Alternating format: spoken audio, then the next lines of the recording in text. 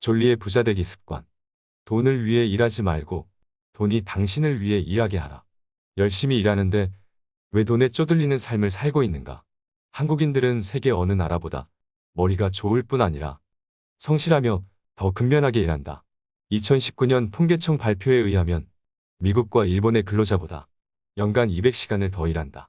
그럼에도 OECD 노인 빈곤율 세계 1위, 노인 자살률 1위의 나라이다. 왜 이렇게 되었는가? 저자는 돈에 대해 배우지 않았기 때문이라고 단언한다.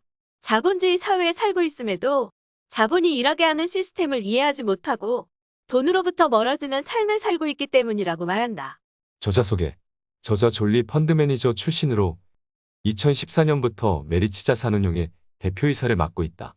1991년에 세계 최초의 자산 운용회사인 스커더 스티븐스 앤 크럭에 합류하여 코리아 펀드를 운용하며 펀드 매니저로 큰 명성을 쌓았다.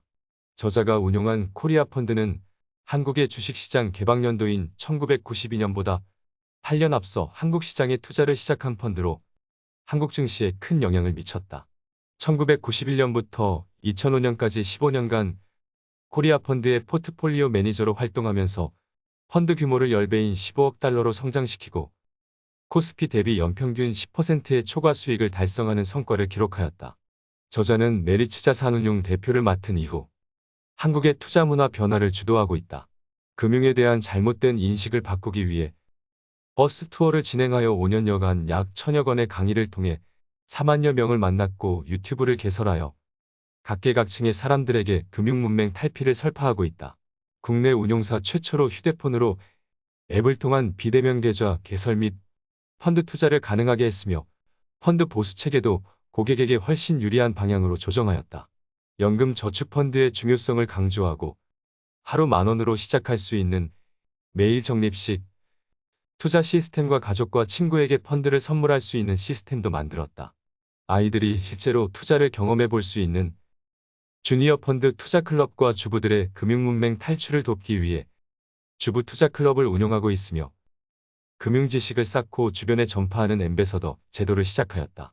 저자는 월가의 중심에서 오랫동안 펀드 매니저로서 일하면서 쌓은 경험과 철학을 모국의 투자자들에게 전해주는 것이 자신의 소명이라고 말한다.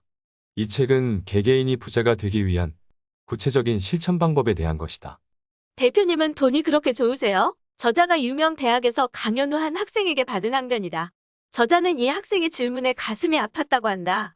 돈을 강조하는 자신이 돈의 노예 수준으로 오해받아서가 아니라 돈을 중요시하지 않으면 돈의 노예가 된다는 현실을 자각하지 못하는 학생이 안타까워서였다.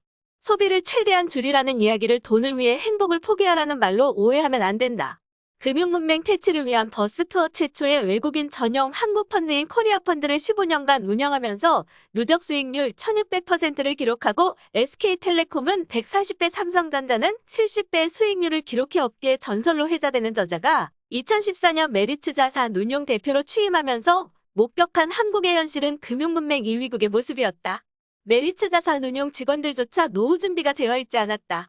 드라마에는 주식 투자를 하다가 망한 사람이 단골로 등장하고 대학의 주식 투자 동아리는 투자를 공부하는 곳이 아니라 스펙을 쌓는 곳이었다. 투자 전문가들이 손절매를 이야기하는 이상한 나라였다. 그래서 토요일마다 금융문맹 퇴치를 위해 무료 강연을 시작했다. 서울에 오기 힘든 사람들을 직접 만나기 위해 전국을 다니는 경제 독립을 위한 버스 투어를 시작했고 5년간 1000여 회의 강연을 통해 4만여 명의 사람들을 만났다. 어떤 때는 단 2명만 참석한 강연회도 있었고 학생들을 위해 담임 선생님이 초청한 강연회가 교장 선생님에 의해 무산되기도 했지만 사교육비를 끊고 아이와의 관계가 개선되고 아이가 더 공부에 몰입하게 되었다는 어머니 손자에게 펀드를 선물로 남겨주는 할머니 등 금융문맹에서 벗어나 부자의 길로 나아가기 시작한 여러 감동적인 사례도 있었다. 금융문맹을 벗어나는 것이 단지 개인 차원에서만이 아니라 국가적 차원에서도 도약의 관건이라고 생각하기에 지금도 버스 투어를 계속하는 저자는 경제 독립을 위해서는 금융문맹의 늪에서 벗어나지 못하는 사람들과는 정반대의 길을 갈 수 있는 용기가 필요하다고 역설한다. 평범한 사람들이 부자가 되려면 부를 파괴하는 라이프 스타일보다 부를 창조하는 라이프 스타일을 가져야 한다. 노후 준비를 위해 투자할 여유가 없다고 말하면서도 필요하지 않은 소비를 위해 거리낌 없이 돈을 쓰는 것이 바로 부를 파괴하는 라이프 스타일이다. 2차, 3차로 이어지는 술자리, 고가 브랜드의 옷과 화장품 등. 일반인들은 사교육비, 식료품, 외식계 전체 소득의 60% 이상을 쓰는 반면 노후 준비를 위한 연금에 쓰는 돈은 1% 수준이다. 반면 부자는 22%를 연금과 사회보험에 쓴다. 저자는 한국인을 가난하게 만드는 주범으로 사교육비 자가용 부자처럼 보이려는 라이프 스타일을 꼽는다. 누구나 부자가 될 수 있다. 다만 천천히 될 뿐이다.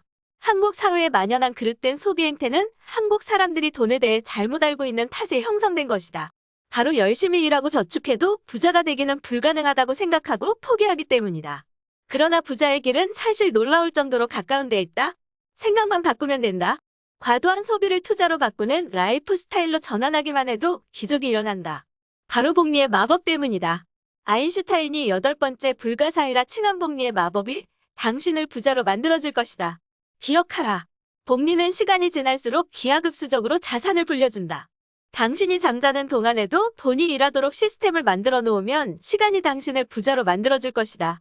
마음을 가다듬고 투자를 결심해도 무엇부터 시작해야 할지 막막한 사람들을 위해 저자는 경제 독립을 위한 10단계 과정을 제시한다.